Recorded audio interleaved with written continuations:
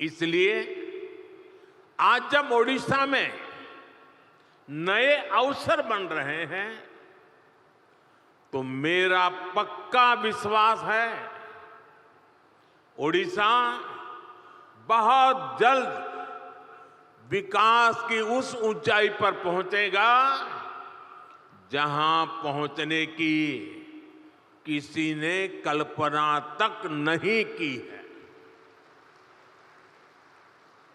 मुझे खुशी है कि मुख्यमंत्री मोहन चरण मांझी जी की पूरी टीम उड़ीसा के विकास को तेज गति देने में जुटी है। Food processing, petrochemical, port-lead development, fisheries, IT, edutech, textile, tourism, mining, green energy, ऐसी हर इंडस्ट्री में उड़ीसा भारत के लीडिंग राज्यों में से एक बन रहा है। साथियों, भारत आज बहुत तेज गति से दुनिया की तीसरी बड़ी इकोनॉमी बनने की तरफ आगे बढ़ रहा है। $5 ट्रिलियन इकोनॉमी का पड़ाव भी अब ज्यादा दूर नहीं है। बीते दशक में मैन्युफैक्चरिंग में भी भारत की ताकत सामने आने लगी है। अब भारत की इकोनॉमी के विस्तार के दो बड़े पिलर हैं।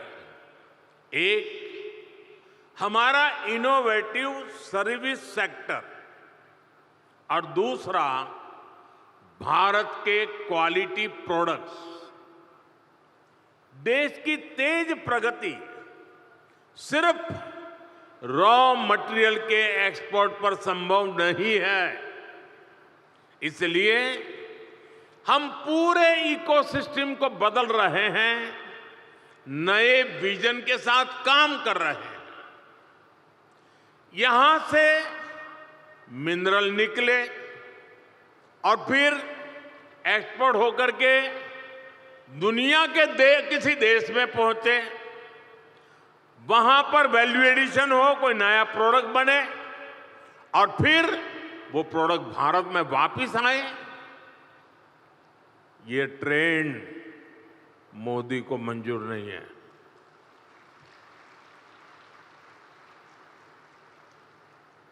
इस ट्रेंड को अब भारत बदल रहा है।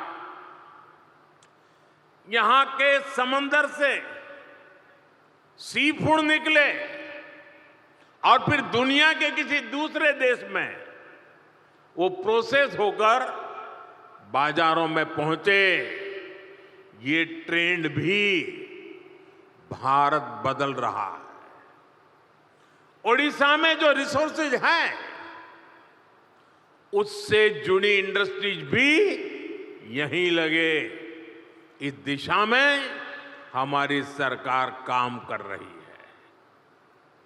आज का ये उत्कर्ष ओडिशा कॉन्क्लेव भी इसी विजन को साकार करने का एक माध्यम है। साथियों, आज दुनिया सस्टेनेबल लाइफस्टाइल की बात कर रही है, ग्रीन फ्यूचर की तरफ बढ़ रही है। आज ग्रीन जॉब की संभावनाएं भी बहुत बढ़ रही है। हमें समय की जरूरतों और डिमांड के हिसाब से खुद को बदलना है, उसके हिसाब से ढालना है। इसी सोच के साथ ही भारत ग्रीन फ्यूचर पर, ग्रीन टेक पर इतना फोकस कर रहा है। सोलर हो, विंड हो, हाइड्रो हो, ग्रीन हाइड्रोजन हो, ये विकसित भारत की एनर्जी सिक्योरिटी को पावर करने वाले हैं। इसके लिए उड़ीसा में बहुत सारी संभावनाएं हैं। आज देश में हमने राष्ट्रीय स्तर पर ग्रीन हाइड्रोजन मिशन और सोलर पावर मिशन शुरू किए हैं। उड़ीसा में भी रिन्यूएबल एनर्जी से जुड़ी इंडस्ट्री को प्रमोट करने के लिए बड़े पॉलिसी डिसीजंस हो रहे हैं। हाइड्रोजन एनर्जी के प्रोडक्शन के लिए भी यहां काफी सारे कदम उठाए जा रहे हैं। साथियों, ग्रीन एनर्जी के साथ साथ उड़ीसा में पेट्रो और पेट्रोकेमिकल सेक्टर के विस्तार के लिए भी इनिशिएटिव लिए जा रहे हैं। पारादीप और गोपालपुर में डेडिकेटेड इंडस्ट्रियल पार्क्स और इन्वेस्टमेंट रीजन्स बन रहे हैं। इस सेक्टर में भी इन्वेस्टमेंट के लिए बहुत अधिक संभावनाएं हैं। मैं उड़ीसा सरकार को बधाई दूंगा कि उड़ीसा के अलग अलग रीजन की संभावनाओं को देखते हुए वो तेजी से निर्णय ले रही है, नया इकोसिस्टम विकसित कर रही है। साथियों, 21वीं सदी के भारत के लिए ये दौर कनेक्टेड इंफ्रास्ट्रक्चर का है, मल्टी मॉडल कनेक्टिविटी का है। जिस स्केल पर, जिस स्पीड से भारत में आज स्पेशलाइज्ड इंफ्रास्ट्रक्चर का निर्माण हो रहा है, वो भारत को इन्वेस्टमेंट का शानदार डेस्टिनेशन बना रहा है। डेडिकेटेड फ्रेट कॉरिडोर से ईस्ट और वेस्ट की कोस्टलाइन को कनेक्ट किया जा रहा है।